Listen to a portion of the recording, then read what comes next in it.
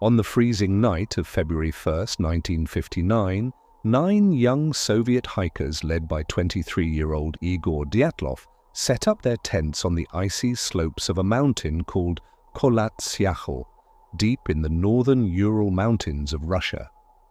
They were all students or recent graduates from the Ural Polytechnic Institute, full of energy and experience, ready to earn their highest hiking certification. But what started as a winter adventure soon turned into one of the most chilling mysteries of the 20th century. The group had traveled north from the city of Sverdlovsk, heading toward the small remote settlements of Ivdel and Vizhai. It was a challenging route, wild, cold, and far from civilization.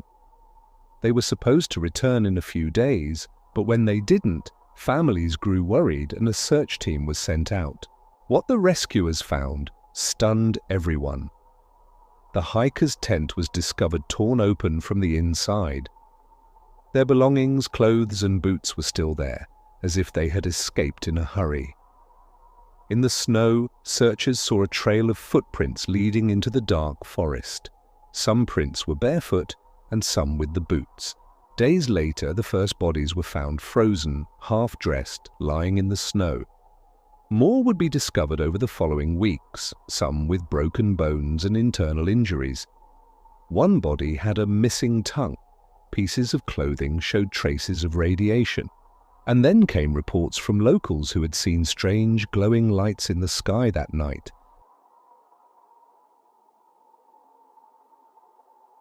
The group that ventured into the northern Ural Mountains wasn't just a few friends on a casual hike. They were a close, well-trained team of young Soviet students and recent graduates from the Ural Polytechnic Institute. All of them were skilled skiers and hikers who had practiced together through their university's mountaineering club. Their goal was an advanced winter expedition, a long, demanding route through the frozen wilderness of Sverdlovsk Oblast. The journey would take them far from the industrial city of Sverdlovsk, deep into the empty taiga forest, and up into the snowy ridges once used by the native Mansi people for hunting reindeer. The mountain on their route was called Kolat-Syakhl. In the Mansi language, it meant Mountain of the Dead. The name alone carried an eerie sense of warning. The area was known for its harsh winds, sudden blizzards, and deadly cold temperatures often dropping below -20 degrees Celsius. In that kind of weather, even small mistakes could be fatal. Everything about the trip was officially organized and approved. The Institute had their route maps, dates, and safety plans. The team carried heavy canvas tents, food, stoves, skis, and cameras to document the adventure. For them, it wasn't just a test of endurance, it was a matter of pride. Completing this expedition would earn them top-level hiking certification and respect among fellow mountaineers. But what none of them could know was that this frozen wilderness with its haunting name and unforgiving storms would soon become the stage for a mystery that would baffle the world for decades. When rescue teams finally reached the last campsite of group, they were met with a scene that made no sense at all. The tent, half buried in snow, was ripped open from the inside, as if someone had slashed it in a hurry to escape. Inside, everything seemed oddly calm and organized, neatly placed backpacks, boots lined up, even a plate of food still sitting out untouched. But outside, the snow told another story. A trail of footprints led away from the tent, heading down the slope toward the forest. The tracks stopped near a tall tree where the rescuers found signs of a small fire. Then came the bodies. 5 were found between the tent and the tree, as if they had tried to return, but never made it back. Their poses showed confusion, fear, and desperation. It took days before the remaining bodies were found, buried under the snow. What the investigators discovered next only deepened the mystery. 6 of the hikers were officially said to have died from hypothermia, frozen by the brutal cold. But 3 others had massive internal injuries that couldn't be explained by a simple fall or avalanche. One had a fractured skull. Two had broken ribs so severe that doctors compared it to the force of a car crash. Yet there were no external wounds, no bruises, no cuts. Some of the recovered bodies were missing some body parts like eyes, parts of the face, even the tongue. Officials blamed animals and natural decay, but whispers of darker explanations began to spread. And then investigators found traces of radiation on some of the hikers' clothes, a strange discovery that only added to the confusion. Was it contamination from somewhere else, or proof of something far more secret?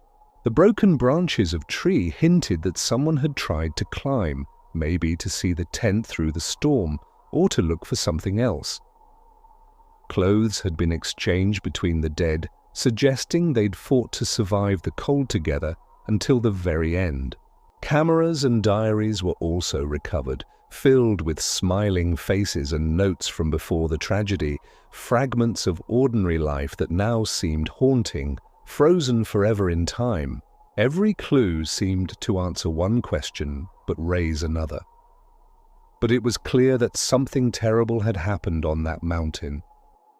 When investigators and scientists later examined the case, much of the evidence pointed toward a natural disaster, but some details refused to fit neatly together.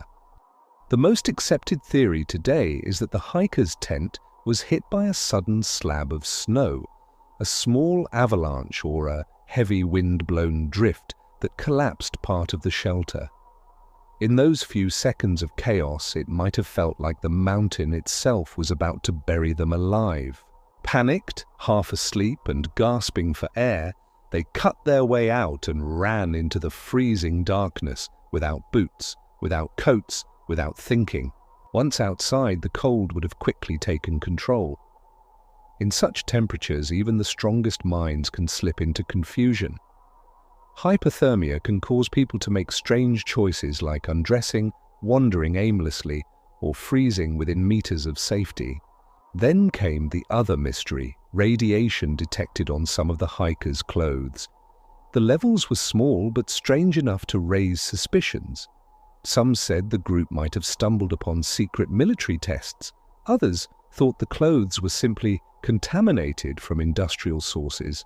Still, the detail added one more layer to an already tangled mystery. During the Cold War, secrecy was routine. Reports were edited, documents hidden, and official answers vague. That silence left empty spaces, and into those spaces theories multiplied. Some claimed the hikers were attacked by escaped prisoners or local tribes. Others whispered of secret weapons, strange lights, or even something not of this world. Each explanation solved one part of the puzzle but created another.